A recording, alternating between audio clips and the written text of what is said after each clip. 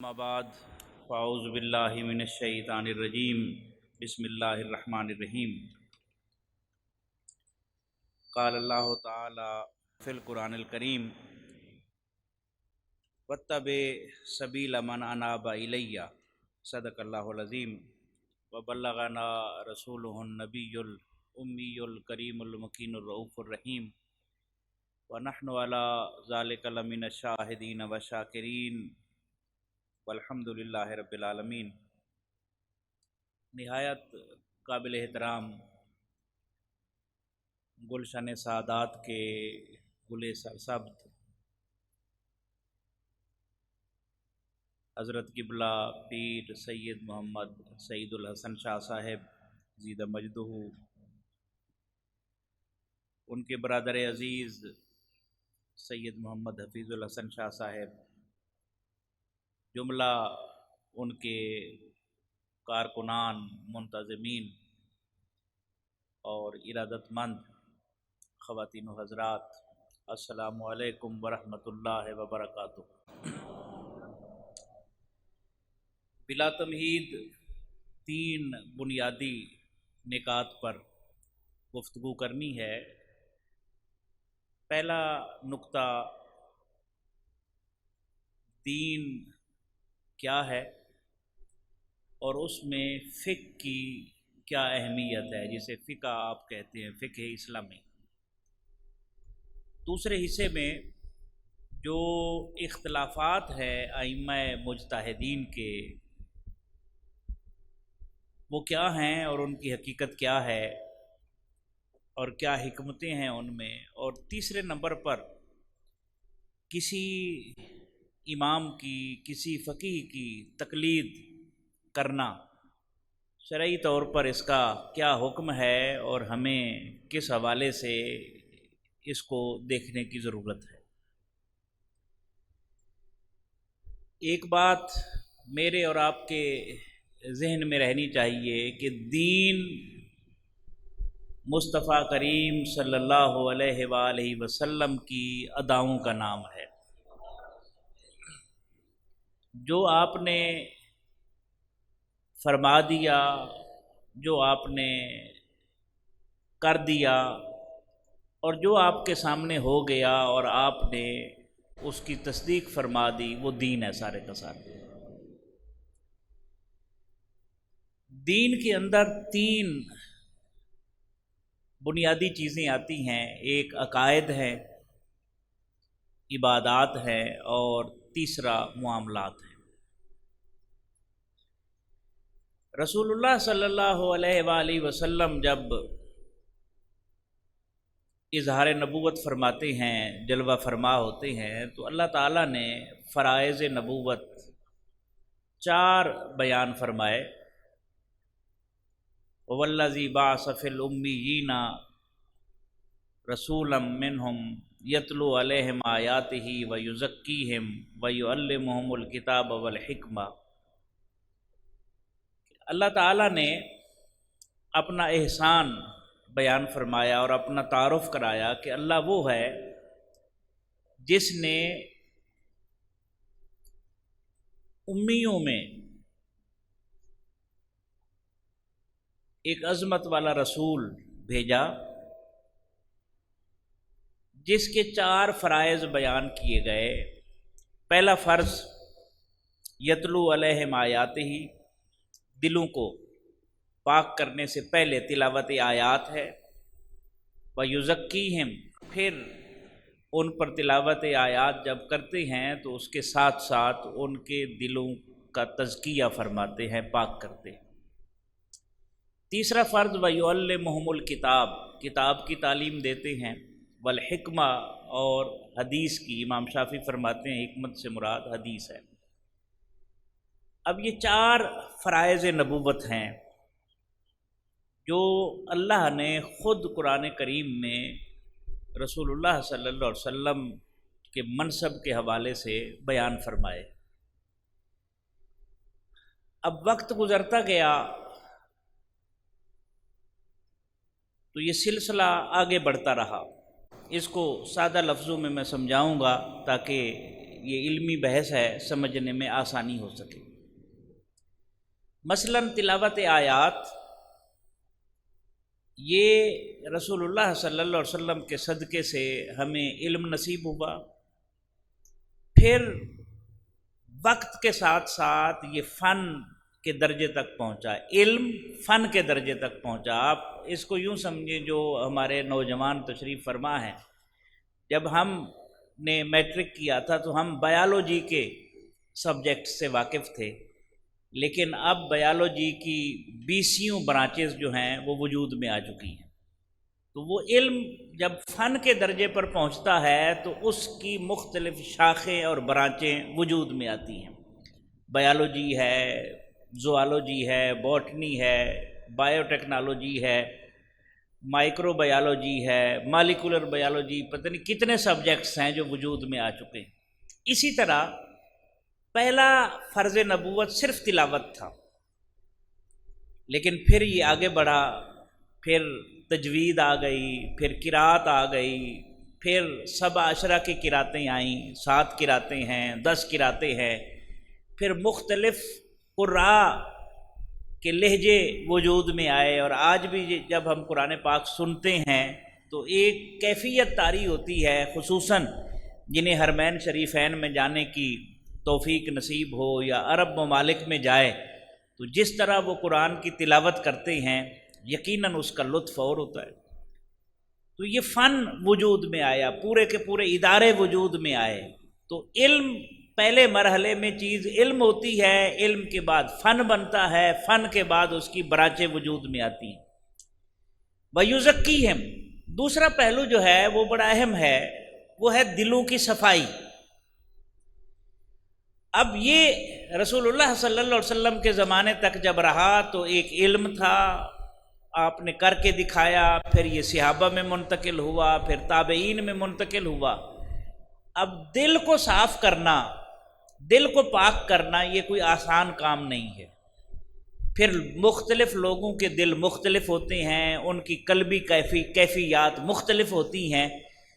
وقت کے ساتھ ساتھ یہ علم بھی فن کے درجے کو پہنچا، اس کی مختلف برانچیں وجود میں آئیں، شاخیں بنی، کوئی جنیدیہ سلسلہ کہلایا، کوئی بایزیدیہ کہلایا، کوئی تیفوریہ کہلایا، یہ مختلف سلسلے وجود میں آئے، اور پھر یہ سلسلے بڑھتے بڑھتے ہمارے بر صغیر میں خصوصاً چشتی، سہروردی، نقش بندی، قادری، تو در حقیقت یہ ایک علم تھا۔ علم جب فن کے درجے کو پہنچتا ہے تو اس میں توسع آتا ہے، اس میں وسعت آتی ہے، اور وہ وسعت آئی اور ہم اس سے واقف ہیں۔ تیسرا وَيُعَلِّمُهُمُ الْكِتَابَ، وہ کتاب کی تعلیم دیتے ہیں، یہ فرض نبوت ہے، یہ علم تھا۔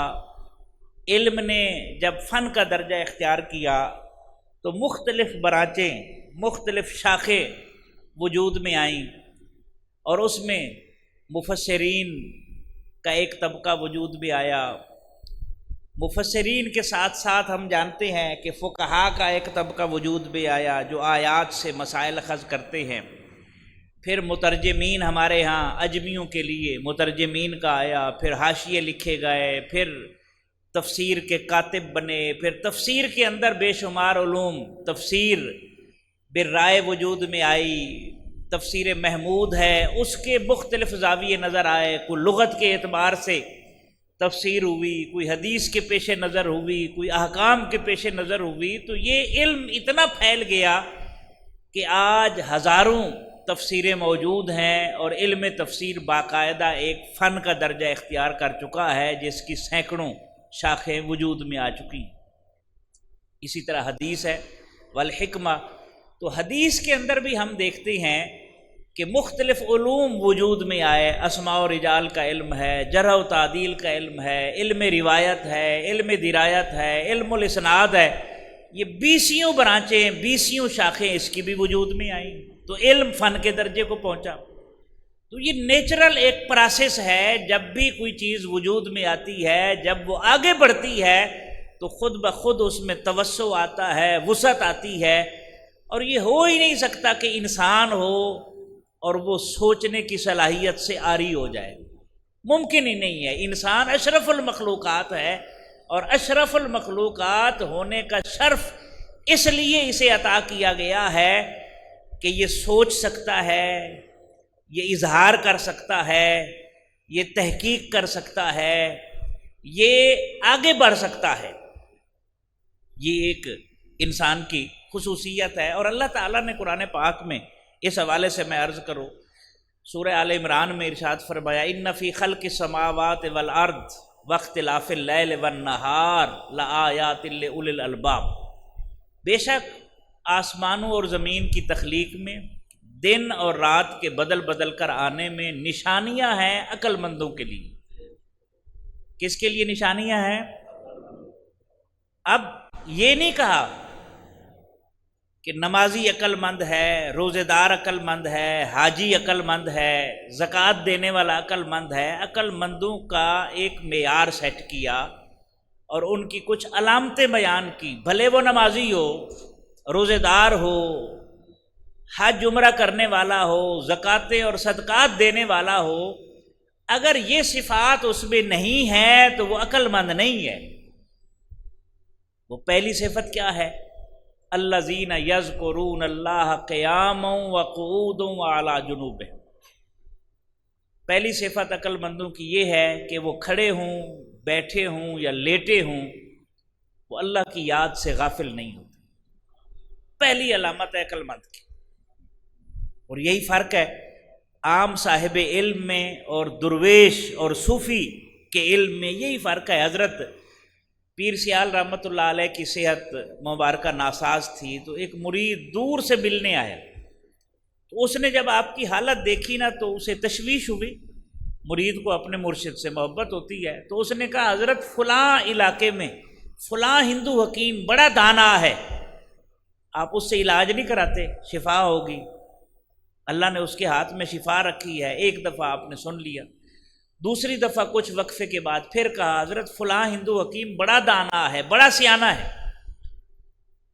2 گھنٹے گزرے، پھر حالت دیکھی، پھر عرض کی، ظاہر ہے مرید ہے، اسے محبت ہے اپنے مرشد سے، تو بار بار جب اس نے کہا نا وہ عقل مند ہے، وہ دانا ہے، وہ سیانہ ہے، تو پیر سیال رحمۃ اللہ علیہ نے فرمایا اگر وہ سیانہ ہوتا تو خدا کو ایک نہ مان لیتا۔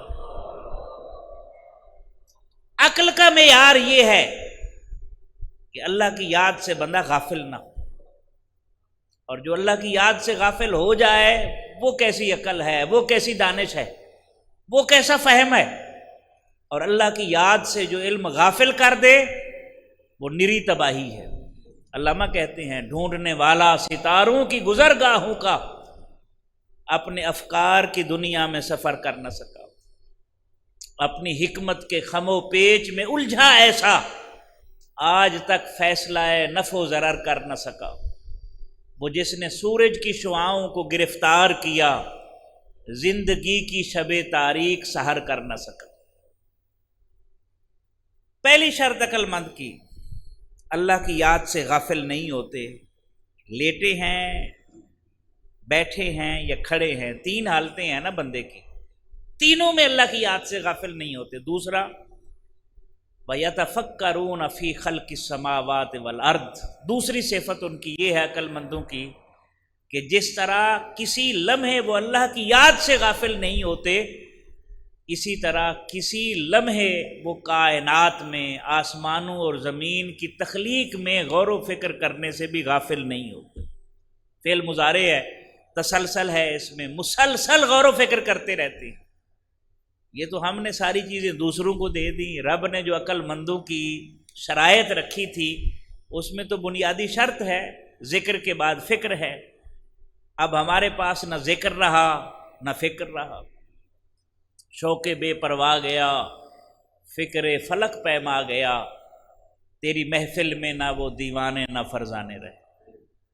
تو اب تو معاملہ ہی الجھ گیا نا، دور زوال ہے، اور زوال سیلاب کی طرح ہوتا ہے، نشیب و فراز اس کی زد میں سارے آتے ہیں۔ 2 شرطیں۔ اور تیسری شرط کیا ہے عقل مند کی؟ وہ ہے ربنا ما خلقت ھذا باطلا۔ جب ذکر اور فکر کے مرحلے طے کر لیتے ہیں تو اس نتیجے تک پہنچتے ہیں کہ اے پروردگار تو نے دنیا میں کوئی چیز بے فائدہ پیدا نہیں کی۔ ہمارے ہاں تو یہ ہے نا کہ یا اللہ فلاں کو نیست و نابود کر دے، فلاں کو تباہ و برباد کر دے۔ رحمت للعالمین کی امتی یہ دعائیں کیسے کر سکتے؟ لیکن میں اس کی دو مثالیں دوں صرف۔ کفار اور مشرکین کیا کہتے تھے؟ اللہم ان کانا ھذا ھو الحق من عندک فامطر علینا حجارۃ من السماء او ائتنا بعذاب الیم۔ اے پروردگار اگر یہ جو جناب محمد صلی اللہ علیہ وسلم جو لائے ہیں، جو کہتے ہیں کہ میں رسول بن کے آیا ہوں، یہ اللہ کی وحی ہے، اگر یہ تیری طرف سے حق ہے، یہ نہیں کہا جو یہ لائے ہے صرف، اگر یہ تیری طرف سے حق ہے تو ہمارے اوپر پتھروں کی بارش برسات آسمان سے، یا ہمارے اوپر دردناک عذاب بھیج دے۔ یعنی کتنے بے حس لوگ تھے مشرکین مکہ، کتنی ہٹ دھرمی تھی کہ حق ہونے کے باوجود بھی تعصب اتنا تھا، وہ کہتے تھے کہ اگر یہ حق ہے جو یہ کہتے ہیں تو پھر ہمارے اوپر پتھروں کی بارش برسات۔ ایک طرف یہ ہٹ دھرمی ہے اور دوسری طرف کیا ہے؟ رسول اللہ صلی اللہ علیہ وسلم کو اللہ فرماتا ہے لعلک باخع نفسک علی آثارہم، اے حبیب صلی اللہ علیہ وسلم ایسے لگتا ہے آپ ان کے غم میں ان کے پیچھے پیچھے اپنی جان دے دیں گے۔ یہ شدت احساس ہے، اور ہم نے تو ایک دوسرے کو پتہ نہیں کیا کچھ کہہ ڈالا، 70-80 ہزار بندے بھی بروا ڈالے، اور رب کہتا ہے عقل مند وہ ہے جو اس حقیقت تک پہنچ جاتا ہے کہ رب نے جو بھی پیدا کیا ہے وہ بے فائدہ پیدا۔ اس حقیقت کو سمجھنے کی ضرورت تھی۔ اور چوتھی صفت کیا ہے؟ سبحانک فقنا عذاب النار، پاک ہے ہر عیب سے تیری ذات اے پروردگار۔ کیوں کہتا ہے یا اللہ میں گناہوں کا پتلا ہوں؟ ذکر کی منزل طے کر لی، فکر کی منزل طے کر لی، اس حقیقت تک بھی پہنچ گیا کہ کوئی چیز دنیا میں بے فائدہ۔ سنا نہیں وہ عام طور پر یہ واقعہ بیان کیا جاتا ہے، موسیٰ علیہ السلام نے رب کی بارگاہ میں عرض کی یا اللہ یہ تو نے چیونٹی کیوں پیدا کی ہے؟ تو اللہ تعالی نے فرمایا جناب موسیٰ ابھی چیونٹی پوچھ رہی تھی تو نے موسیٰ کو کیوں پیدا کیا؟ ربنا ما خلقت ھذا باطلا، ہماری ڈیوٹی تو پیغام پہنچانے کی ہے نا، منوانے کی تو ہے نہیں۔ اللہ نے منوانے کی ذمہ داری تو انبیاء کو بھی نہیں دی کہ زبردستی منوائیں کسی سے، لا اکراہ فی الدین، دین میں تو جبر ہے ہی نہیں۔ اور ادھر ہمارے ہاں کلاشن کوف کلچر چلتا رہا، مسجدوں پر قبضے ہوتے رہے، یہ پتہ نہیں کون سا دین تھا، یہ کس دین کے پیچھے ہم چلتے رہے، یہ تو دین میں ہے ہی نہیں۔ دین تو محبت ہے، دین محبت ہے۔ مجھے ایک حدیث پاک موجم طبرانی کی یاد آ گئی، کیا خوبصورت فرمان ہے رسالت مآب صلی اللہ علیہ وسلم کا۔ آپ فرماتے ہیں المومن یالف و یولف، مومن وہ ہوتا ہے جس کے دل میں محبت کے جذبات پھوٹتے ہیں، جس کے دل میں الفت بھری ہوتی ہے، اور وہ جہاں بھی جاتا ہے اس کے کردار کو دیکھ کر، اس کے اخلاق کو دیکھ کر، اس کی گفتار کو دیکھ کر، جو اس کو دیکھنے والے ہوتے ہیں ان کے دلوں میں بھی محبت کے جذبات پھوٹنے شروع ہو جاتے ہیں، وہ اس سے محبت کرنا شروع ہو جاتے ہیں۔ یعنی مومن کی دو صفات ہیں، وہ محبت کرتا ہے اور اس سے محبت کی جاتی ہے۔ اور حضور نے کیا فرمایا؟ سبحان اللہ علیہ الصلوۃ والسلام، آپ نے فرمایا ولا خیر فی من لا یالف ولا یولف، اس انسان میں کوئی بھلائی نہیں ہے جس کے دل میں محبت کے جذبات نہیں پھوٹتے، نہ اس سے مخلوق محبت کرتی ہے، اس میں کوئی بھلائی نہیں ہے۔ اور آگے فرمایا خیر الناس وخیر الناس انفعهم للناس، انسانوں میں سے سب سے بہترین انسان وہ ہے جو سب سے زیادہ انسانیت کے لیے نفع بخش ہے۔ اور یہ شاہ صاحب مسلسل انسانیت کی نفع بخشی کا کام کرتے رہتے ہیں، وہ تعلیم کی صورت میں ہو، وہ تدریس کی صورت میں ہو، وہ کیمپ لگانے، آئی کیمپ لگا ہوا ہے جی، کوئی دوائیوں کے سلسلے میں، میڈیکل کے شعبے میں، یہ نفع بخشی ہے۔ آپ اور میں اگر کسی ایک کے لیے بھی نفع بخش ہو جائے، ہو سکتا ہے یہی چیز ہماری بخشش کا سبب بن جائے۔ تو سبحانک فقنا عذاب النار، بندہ اتنی منزلیں طے کر کے بھی پہنچتا ہے، اس میں غرور پیدا نہیں ہوتا، اس میں تکبر پیدا نہیں ہوتا، تو وہ کیا کہتا ہے؟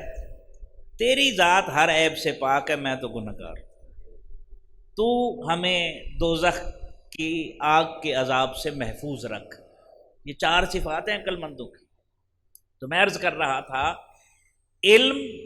علم ہوتا ہے، جب وہ فن کے درجے کو پہنچتا ہے تو اس کی شاخیں بنتی ہیں، اس کی برانچز وجود میں آتی ہیں، پھر وہ پھیلتا چلا جاتا ہے۔ لیکن اس میں فساد والی بات تو ہے نہیں۔ دیکھیں نا، آپ فیصل آباد میں رہتے ہیں، موٹر وے آپ کے پاس سے گزر رہی ہے، قرآن کریم میں ایک لفظ استعمال ہوا ہے صراط، اسی طرح طریق استعمال ہوا ہے، اسی طرح سبیل استعمال ہوا ہے۔ دیکھیں، اگر جانا ہو اسلام آباد، ایک شخص بائی ایئر جائے، ایک شخص بائی بس جائے، ایک بائی کار جائے، ایک کسی کی لفٹ لے کر جائے، ایک ٹرین پر جائے، جانا تو اسلام آباد ہے۔ لیکن گاڑی والا، کار والا بس والے کو گالیاں دے رہا ہو، بس والا ٹرین والے کو گالیاں دے رہا ہو، یہ لفٹ لینے والے کو گالیاں دے رہے ہوں، اور سارے مل کر بائی ایئر جانے والے کو گالیاں دے رہے ہوں، یہ بات سمجھ نہیں آتی۔ جب منزل ایک ہے تو پھر گالیاں دینے کا کیا توقع ہے؟ جب منزل ایک ہے، اللہ تک پہنچنا ہے، رسول اللہ صلی اللہ علیہ وسلم تک پہنچنا ہے، تو پھر یہ کیوں ہو گیا کہ توحید والا عشق رسول والے کا دشمن بن گیا، صحابہ والا اہل بیت والے کا دشمن بن گیا؟ اس کا مطلب ہے کوئی مسئلہ پیدا ہوا ہے درمیان میں، ورنہ یہ چیزیں دشمنی والی تو نہیں ہے۔ جو توحید کا راگ الاپتا ہے، اس کا دل رسول اللہ صلی اللہ علیہ وسلم کے عشق سے کیسے خالی ہو سکتا ہے؟ جو صحابہ کی محبت کا دم بھرتا ہے، اس کے دل میں اہل بیت اطہار کی محبت کے جذبات کیسے ختم ہو سکتے ہیں؟ ممکن ہی نہیں ہے۔ یہ چاروں چیزیں ملیں تو دین بنتا ہے، توحید، عشق رسول صلی اللہ علیہ وسلم، محبت صحابہ، احترام اہل بیت، یہ چاروں ملے تو دین بنتا ہے۔ اور ہم نے ایک ایک پکڑ لی اور پھر اس کے اوپر اتنا آگے چلے گئے کہ دوسروں کو دین سے نکالنا شروع کر دی۔ یہ شکر کریں کہ ہم صوفیاء کو ماننے والے ہیں، اور انہی کی وجہ سے ہمارا ایمان اب تک محفوظ ہے، ورنہ جو کچھ ہوا ہے فرقہ واریت کی وجہ سے شاید یہ نہ بچتا۔ ہم خوش نصیب نہیں ہیں، اللہ کا ذکر ہوتا ہے تو ہم خوش ہوتے ہیں کہ نہیں ہوتے؟ رسول اللہ صلی اللہ علیہ وسلم کی نعت پڑھی جائے تو کیا کیفیت، ہماری آنکھیں چھم چھم برستی ہے جناب، دل سینے سے باہر آتا ہے۔ صحابہ کرام کا تذکرہ ہو تو کیفیت دیکھنے والی ہوتی ہے، پھر اہل بیت کا تذکرہ ہو، گردن احترام سے جھکی ہوتی ہیں۔ شکریہ ادا کریں صوفیاء کرام کا، جنہوں نے بتایا کہ دین صرف توحید میں نہیں ہے، دین صرف عشق رسول میں نہیں ہے، دین صرف محبت صحابہ میں نہیں ہے، دین صرف محبت اہل بیت میں نہیں ہے، بلکہ اصول دیا کہ جو چیز بھی مدینے والے آقا سے منسوب ہو جائے وہ ہماری آنکھوں کا سرما، ہمارے سر کا تاج، ہمارے دلوں کی دھڑکن۔ بھئی آج بھی مدینہ منورہ سے کھجوریں آئے نا تو لوگ اس لیے دھو کر نہیں کھاتے کہ اس پر مدینے کا غبار لگا ہوا ہے۔ یہ ادب کس نے سکھایا ہے؟ صوفیاء نے سکھایا ہے۔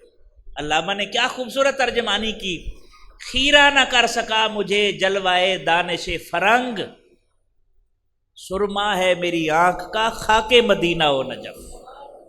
ہم تو خوش نصیب لوگ ہیں، اور اللہ کا شکر ادا کرنا چاہیے ہمیں کہ ہم ایسے بزرگوں کی نسبت میں، ارادت میں ہیں، جنہوں نے ہمیں غلو سے بچایا ہوا ہے، افراط تفریط سے بچا کر رکھا ہے۔ یعنی یہ کیسے ممکن ہے کہ جو مدینے کے غبار کو آنکھوں کا سرما سمجھے، کیا اس کی ہمت ہوگی کہ وہ صحابہ کی شان پر ہاتھ ڈالے؟ کبھی جرأت کرے گا؟ جس کی فطرت میں یہ ہو۔ پیر سیال لاجپال کی بات پھر مجھے یاد آ رہی ہے، آپ حج یا عمرہ کے لیے حرمین شریفین کے سفر پر روانہ ہوئے. جب مکہ شریف پہنچے نا، سبحان اللہ، تو آپ کا خادم کہنے لگا حضرت اگر آپ اجازت دیں تو میں آپ کا کفن زمزم سے دھو لوں. آپ نے فرمایا تم اپنا دھو لو، میرا رہنے دو. مکہ مکرمہ کا سفر مکمل ہو گیا، پھر مدینہ منورہ حاضری ہوئی. تو ایک دن بلایا خادم کو، فرمانے لگے ادھر آؤ. جی حضور. خادم کہنے لگا، آپ نے اپنا کفن نکالا اور فرمایا یہ لے جاؤ مدینہ طیبہ کی کسی بھی گلی میں بچھا دو، اور جب کسی بھی کتے کے چاروں قدم لگ جائے یہ لپیٹ کر لے آؤ، یہ میرا کفن بنے گا.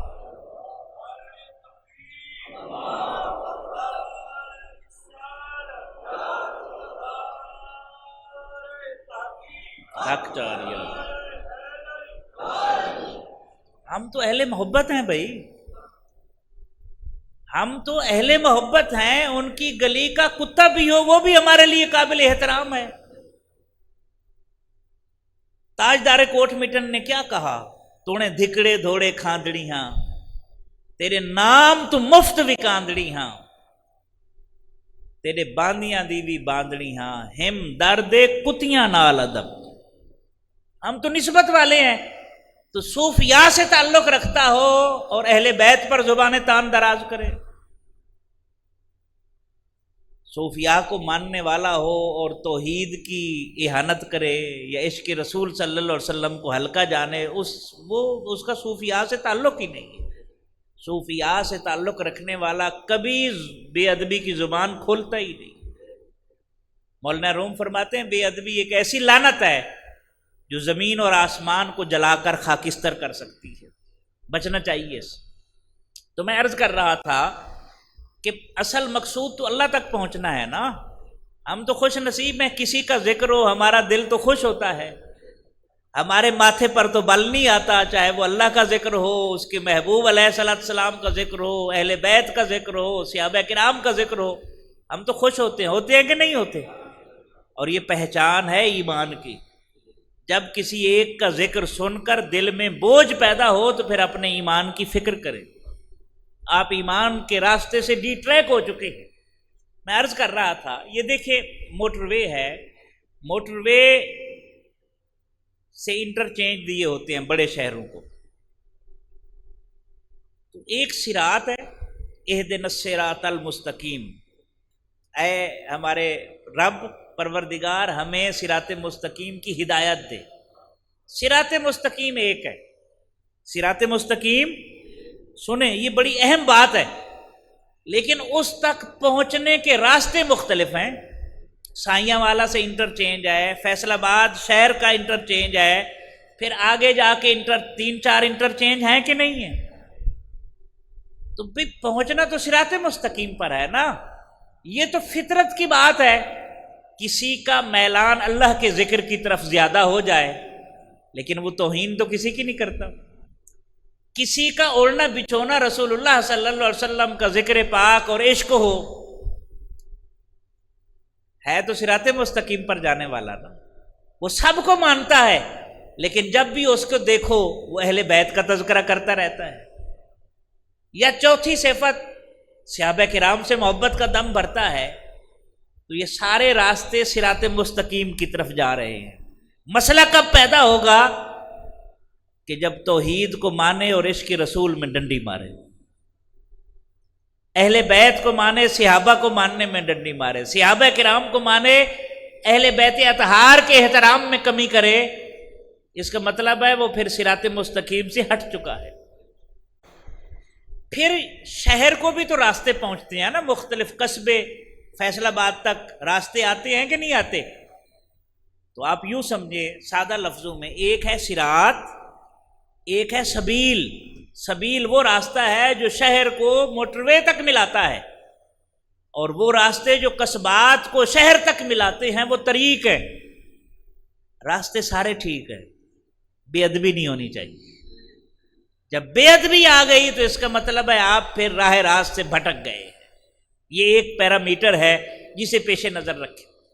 اور یہی وجہ ہے یہ جو میں عرض کر رہا ہوں، یہ حنفی ہوں یہ شافی ہوں، یہ مالکی ہوں، یہ حنبلی ہوں، یہ سارے صراط مستقیم تک لے جانے والے راستے، چشتی ہوں، قادری ہوں، نقشبندی ہوں، سہروردی ہوں، یہ راستے بھی سارے لے کر پہلے سبیل تک لے آتے ہیں، پھر صراط مستقیم تک لے جاتے ہیں۔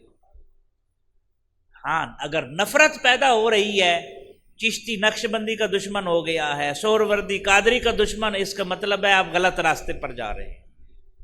ٹھیک ہے، یہ بیسک نقطہ ہے جو پیش نظر ہے۔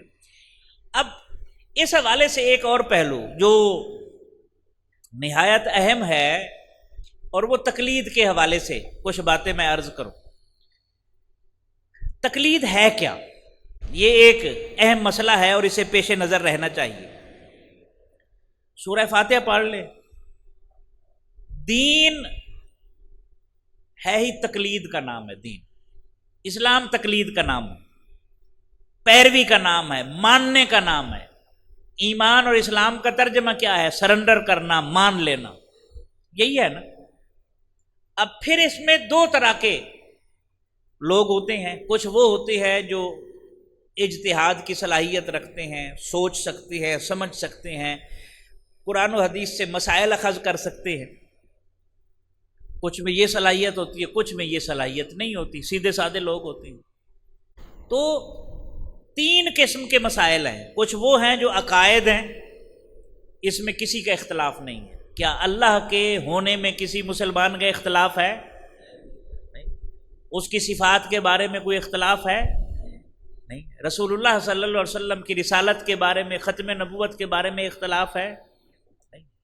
اسی طرح باقی آمنت باللہ و ملائکتہ و کتبہ و رسلہ والیوم الآخر، یہ عقائد ہے۔ کچھ عبادات ہیں، نماز کے بارے میں کیا کسی امام نے کہا ہے نماز نہ پڑھو؟ نماز فرض ہے، سب کے نزدیک فرض ہے۔ روزہ، حج، زکوٰۃ، یہ سارے کے سارے کیا ہے؟ یہ عبادات میں آتی ہے، یہ چیزیں بھی لازم ہے۔ اسی طرح معاملات ہیں، والدین کے حقوق ادا کرو، رشتہ داروں کے حقوق ادا کرو، لین دین کے معاملات ہیں، تجارت ہے، یہ ساری چیزیں واضح۔ یہ دو قسم کے وہ احکام ہیں جن میں کسی تبدیلی کی گنجائش، تبدیلی کہاں واقع ہوگی؟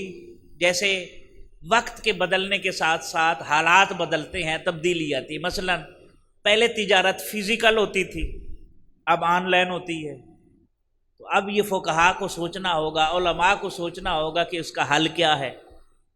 پہلے علاج سادہ ہوتا تھا، آج علاج کے لیے اینستھیزیا دیا جاتا ہے، اس مرحلے سے بے ہوش کیا جاتا ہے، پھر آپریٹ کیا جاتا ہے، پھر دوائیوں کے اندر مختلف کیمیکلز ملے ہوتے ہیں۔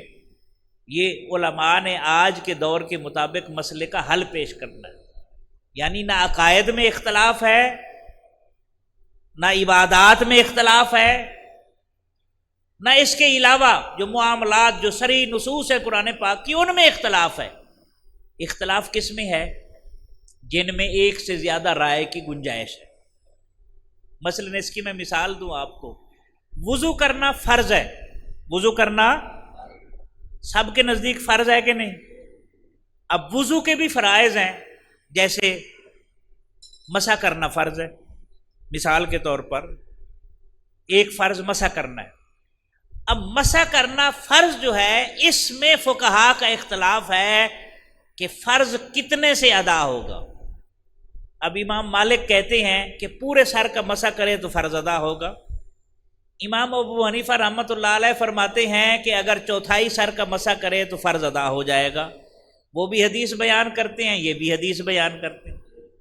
سبحان اللہ۔ امام شافعی کہتے ہیں کہ اگر گیلا ہاتھ ایک بال کو بھی لگ جائے، مسح کا معنی تو چھونا ہے، تو فرض ادا ہو جائے گا۔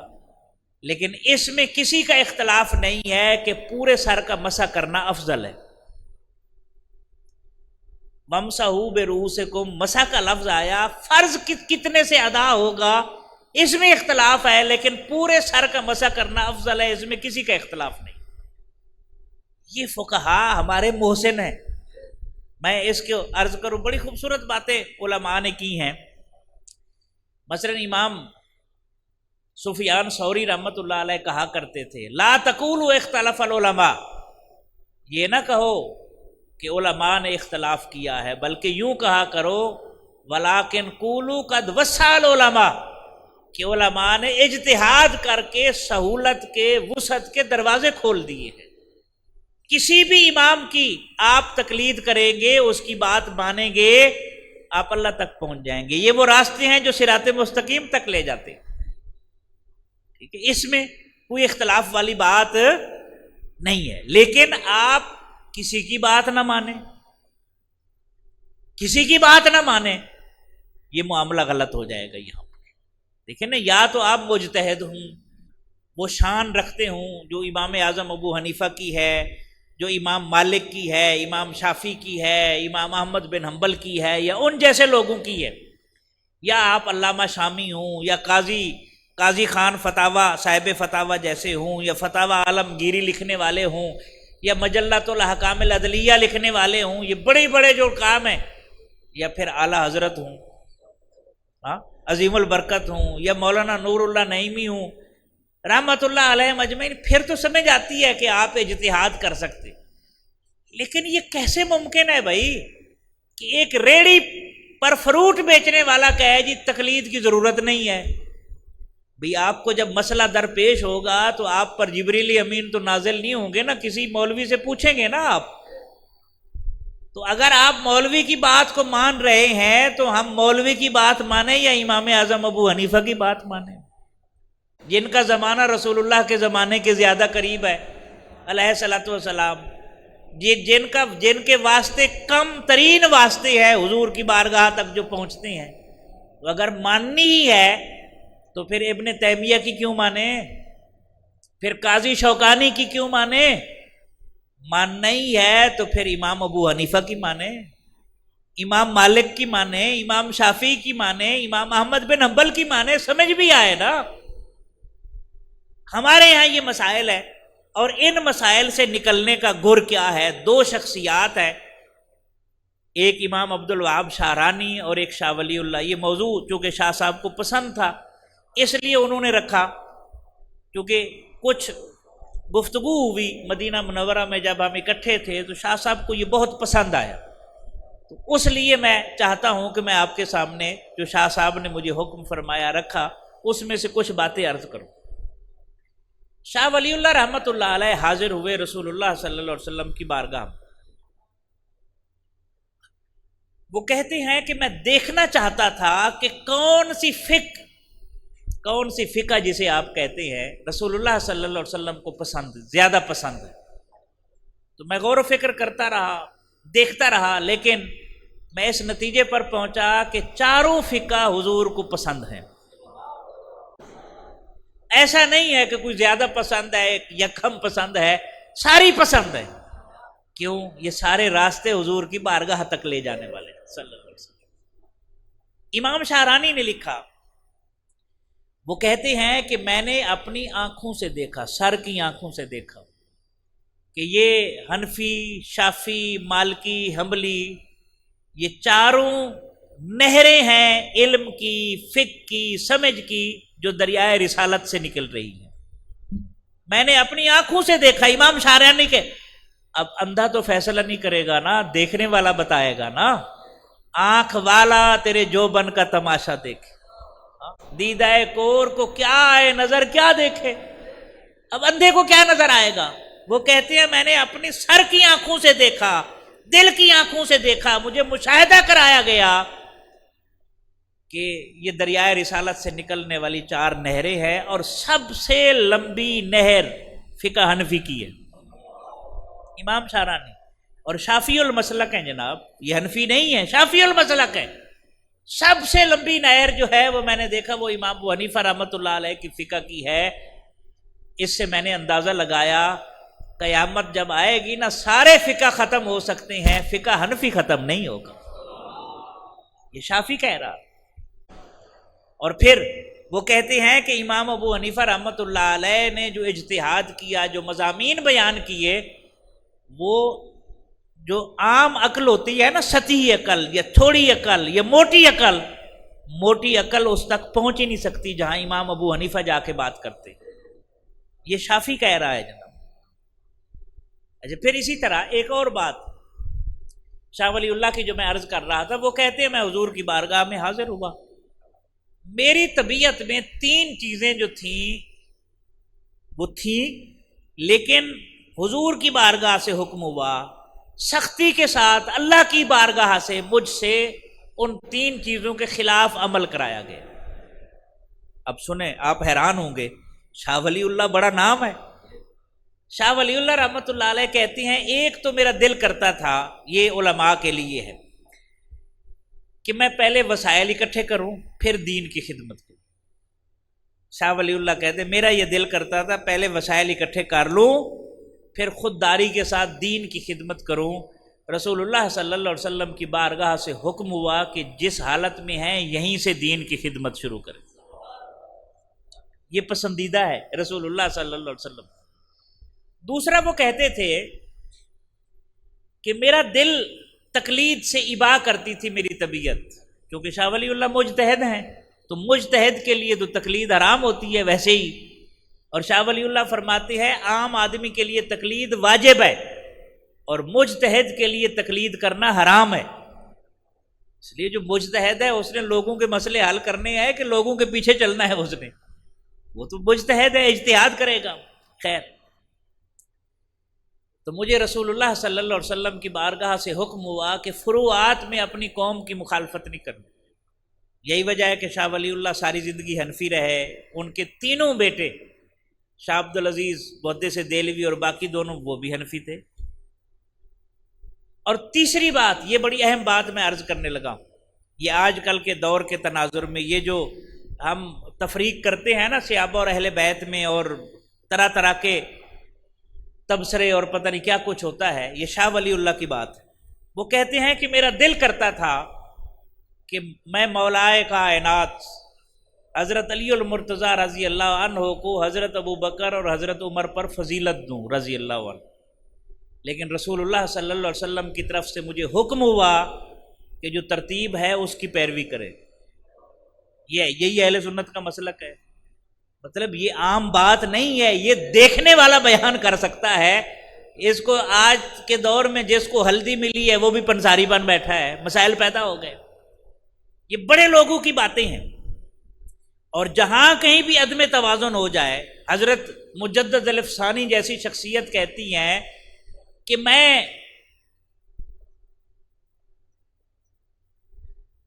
ایصال ثواب کرتا تھا،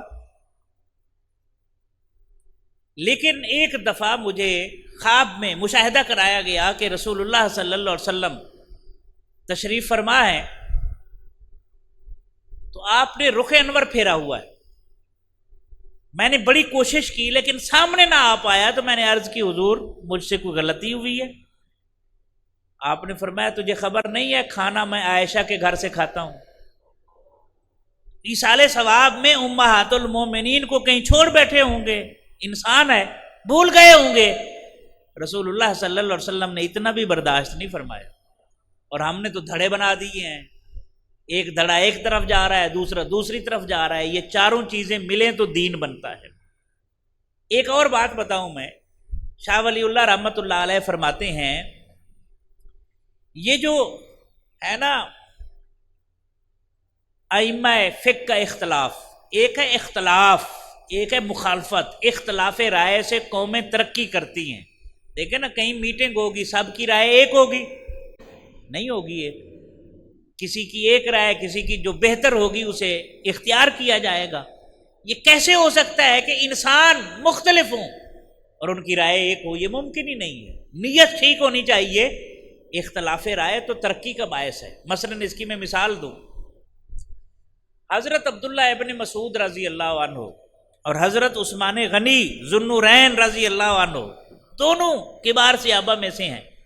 حج کا موقع ہے، مسجد نمرہ ہے، حضرت عثمان غنی رضی اللہ عنہ پوری نماز پڑھنا چاہتے ہیں، حضرت عبداللہ ابن مسعود کا اجتہاد کہتا ہے کہ آپ قصر پڑھیں گے۔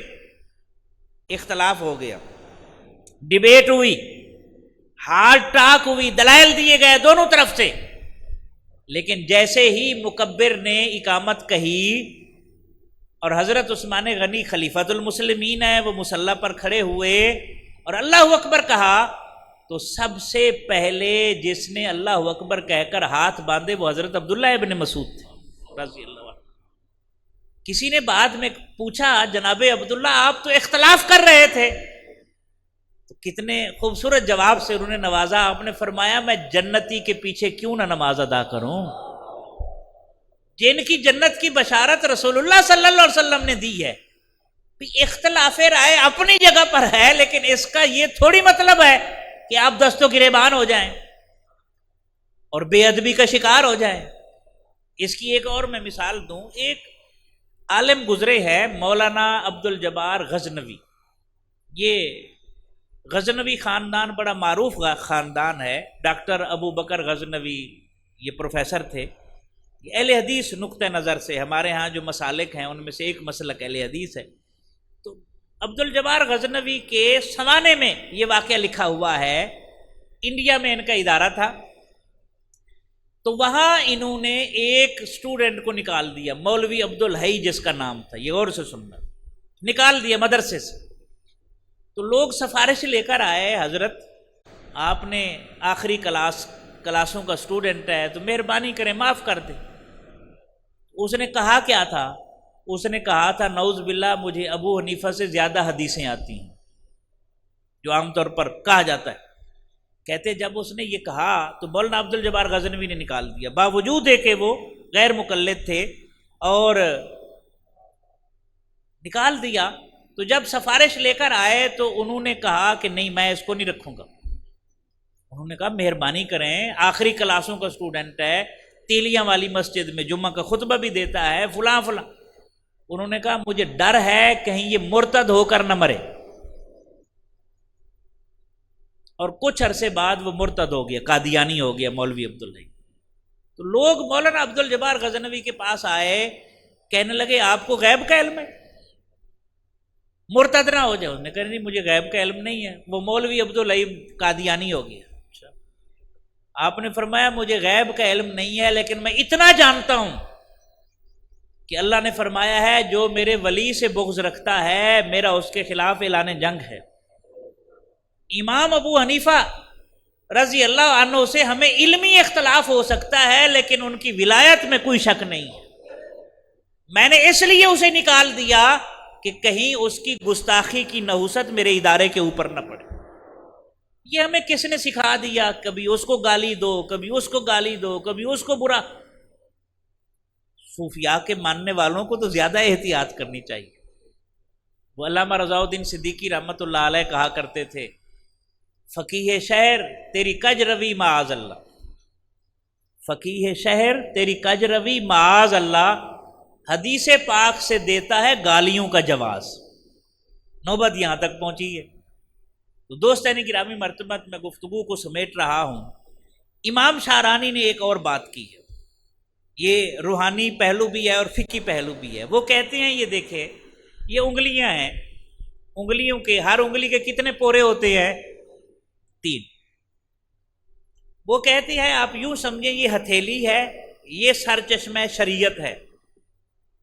اب جو امام ابو حنیفہ کے پیچھے چلا تو وہ پہلے پورے تک آیا، ایک منزل طے کی، پھر دوسری، پھر تیسری، پھر سر چشمہ شریعت تک پہنچ گئی۔ امام شافعی کے پیچھے چلا تو یہ 3 منزلیں طے کر کے سر چشمہ شریعت تک آ گیا۔ اسی طرح مالکی اور حنبلی، اسی طرح چشتی،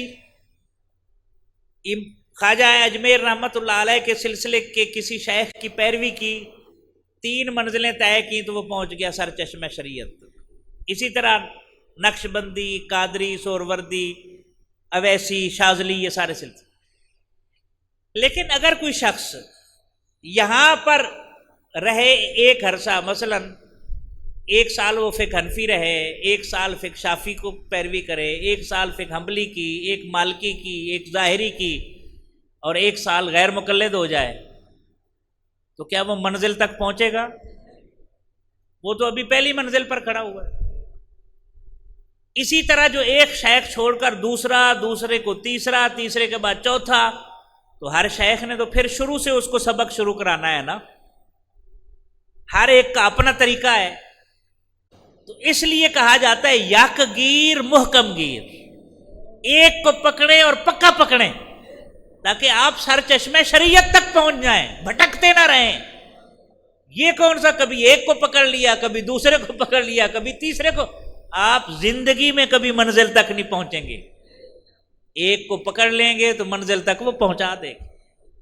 ایک اور بات وہ کہتے ہیں امام شارانی رحمت اللہ علیہ، یہ بھی بڑی خوبصورت بات ہے، سبحان اللہ. وہ کہتے ہیں اللہ اکبر کبیرہ، کسی نے ان سے پوچھا یہ شیخ عبد القادر جیلانی، یہ شیخ محمد حنفی اس دور کے بہت بڑے عالم تھے، تو یہ مقلد کیوں ہیں؟ یہ تو سرچشمہ شریعت تک پہنچ چکے ہوتے ہیں. تو جو سرچشمہ شریعت تک پہنچ جائے تو اسے تو کسی کی تقلید نہیں ہوتی. جہاں سے امام اعظم ابو حنیفہ لے رہے ہیں وہ بھی وہیں سے لے رہے ہیں. کہنے لگے بات اسی طرح ہے، لیکن چونکہ امام اس ولی سے پہلے سرچشمہ شریعت تک پہنچا ہے، اس امام کے احترام میں اس کی تقلید کر رہے ہوتے. یہ حسن ادب ہے جو ہم چھوڑ بیٹھے ہیں. تو دوستان گرامی مرتبہ، جو میں نے شروع میں آیت پڑھی تھی اس کو ریلیٹ کرتے ہوئے گفتگو سمیٹتے ہیں. دیکھیں، ایک تو سورہ فاتحہ آپ کے پیش نظر رہے. سورہ فاتحہ آدھی توحید ہے اور آدھی تقلید ہے. پڑھیں الحمدللہ رب العالمین، تمام تعریفیں اللہ کے لیے ہے جو سارے جہانوں کا تعریف ہے نا، توحید ہے اس کی. الرحمن الرحیم، صفات اس کی بیان ہوئی. مالک یوم الدین، صفات ہیں اس کی. ایاک نعبد و ایاک نستعین، اس کو معبود حقیقی مانا، مستعان حقیقی، یہ توحید ہے. یہ کیا ہے؟ اور اہدنا الصراط المستقیم، ادھر سے تقلید شروع ہو رہی ہے. اے ہمارے رب، ہمیں صراط مستقیم کی ہدایت دے. اب صراط مستقیم جس پر اللہ چلے، اللہ کو تو ہم نے دیکھا ہی نہیں ہے، تو صراط مستقیم ہے کیا؟ صراط الذین انعمت علیہم، جس راستے پر انعام یافتہ لوگوں کے قدم لگ جائیں وہ صراط مستقیم ہے. تو دین ہے ہی سارے کا سارا تقلید. صحابہ نے حضور کو دیکھا، تابعی نے صحابی کو دیکھا، تبع تابعی نے پھر تابعی کو دیکھا. یہ اسی طریقے سے تو ہم تک پہنچا ہے. وہ بابا ذہین شاہ تاجی رحمت اللہ علیہ کا کیا خوبصورت شعر ہے، خوش رہیں تیرے دیکھنے والے، خوش رہیں ورنہ کس نے خدا کو دیکھا ہے.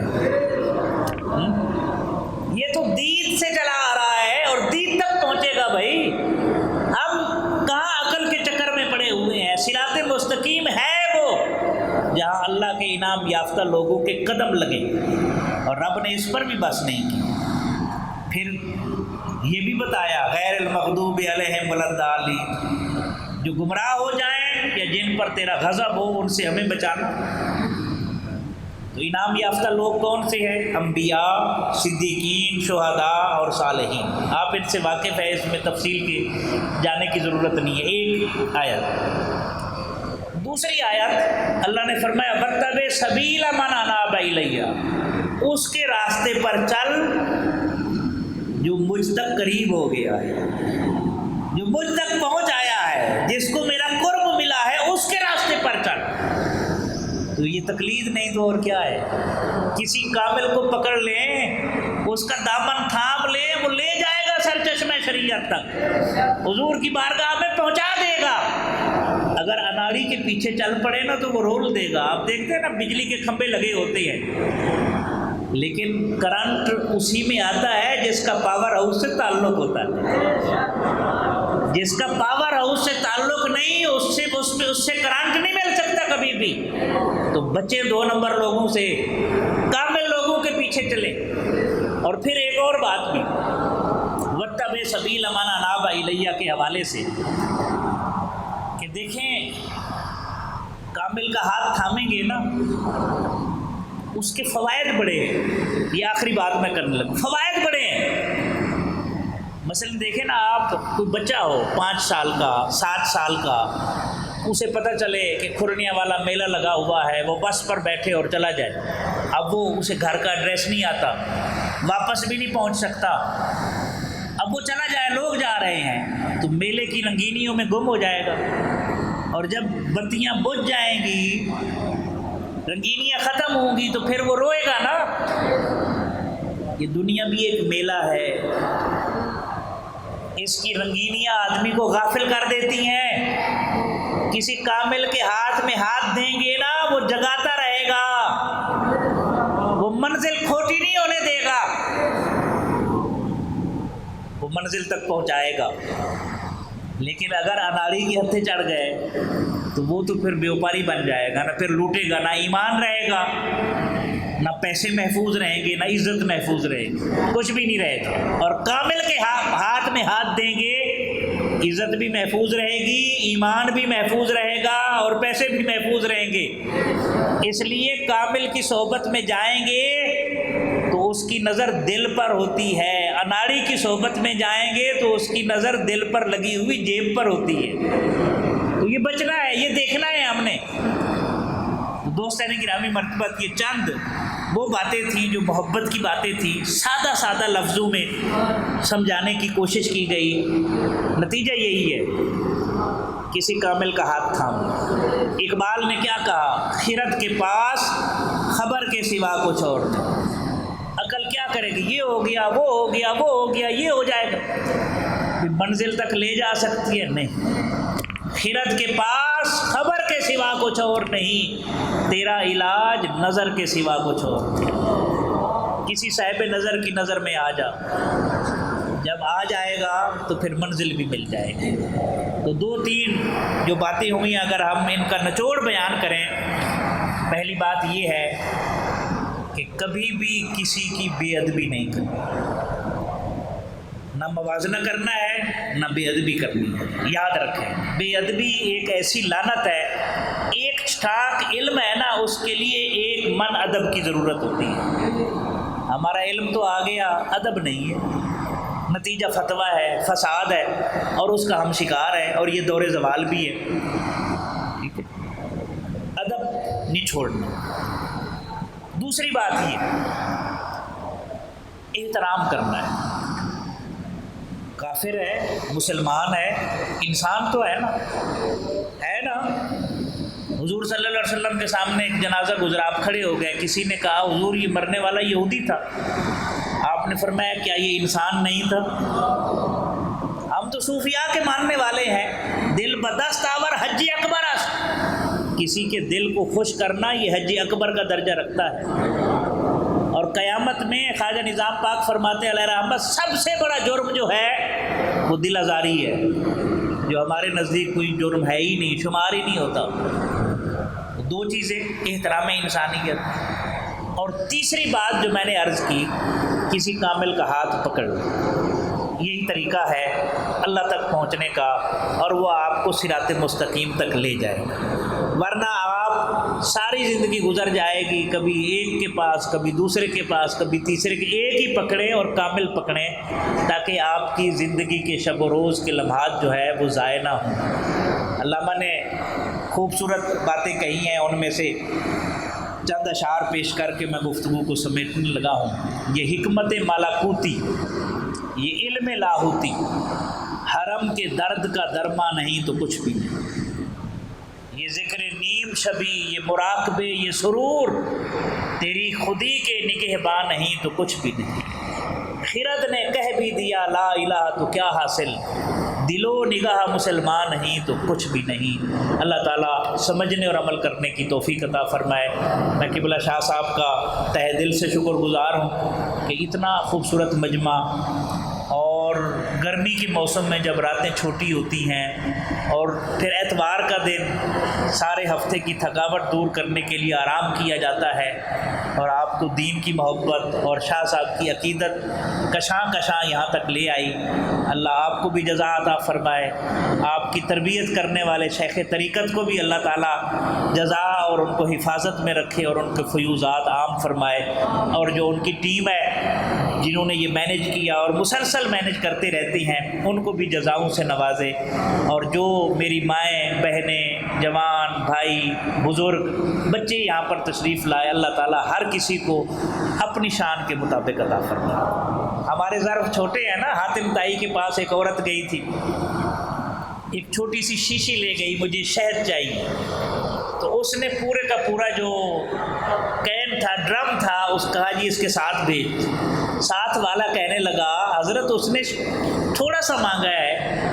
حاتم تائی نے کہا اس نے اپنی ضرورت کے مطابق مانگا ہے، ہم نے اپنی شان کے مطابق عطا کیا۔ تو اللہ آپ کو اپنی شان کے مطابق عطا فرمائے۔ وما علیہ الا البلاغ۔